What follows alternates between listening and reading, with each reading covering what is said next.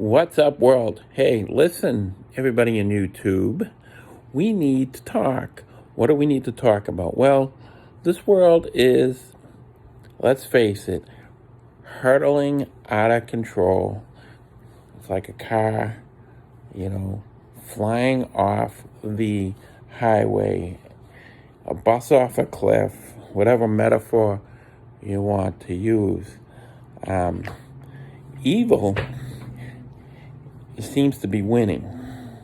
That's how I see it.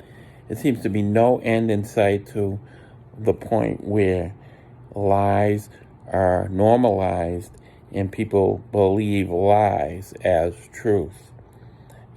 This is also predicted in the Bible, in the scriptures, that the Bible talks about a time when good will be evil and evil will be good. And it's so deceptive. If you get people who are out there on record saying they want to reduce the population, saying that there should be only 500 million people allowed to live. Now there's 7 billion people out there. And, I see their point. There's too many people, apparently. Why? Because we overpromise everyone goodies, and we can't afford it, and the state can't afford it. But the state needed to do that to gain its power. And so the state has a problem now. It has overpromised and overcommitted and has no money left to take care of the people. And so the state may lose its power, and so they're faced with a dilemma.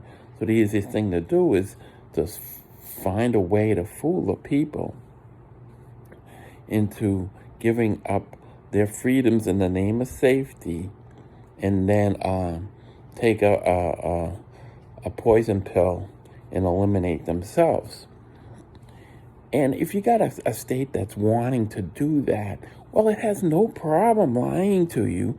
It has no problem lying to you every day, 100 times a minute, 1,000 times an hour.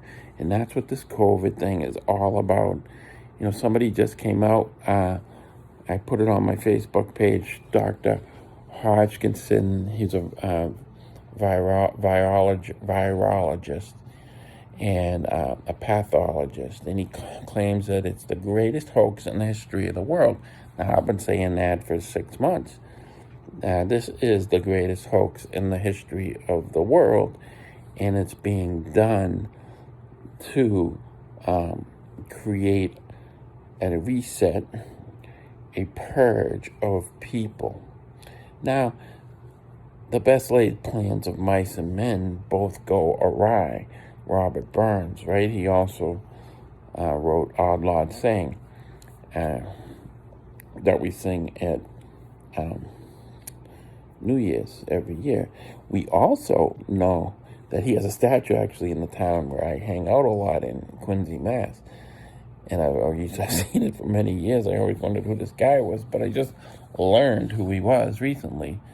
Coincidentally, serendipitously, in a conversation that I had with somebody at 7-Eleven. I was actually not even the person talking.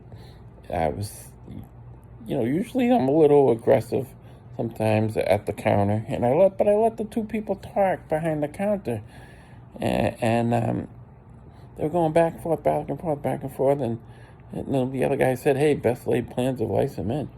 Now, that used to be one of my favorite lines. All right. But Robert Burns, he came up with this. So I went home and I looked up. I was like, who came up with this? And it was Robert Burns. And I was astounded because I was like, that's wait a minute, that's the guy with the statue and that I've been looking at for the last 8 years, every day, 5 times a day. Well, my point is the best laid plans of mice and men both go awry. You get people like all these CEOs who quit last year, Bill Gates on out, they're all in lockstep. The whole world's in lockstep with this coronavirus, which, even a Mark Levine, who basically says that the death rate's nothing, but he misquotes the death rate. He said it's 0.75%. It's not even that. That would be 0.75%.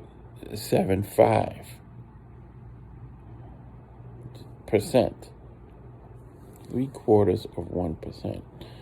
But it's 0.026. It's way off. So, but my point is that we're being inundated with lies so much that we believe it's true, and we got a whole society that's been sold a bill of goods, and you don't hear anybody dying of the flu anymore, right? Oh my goodness.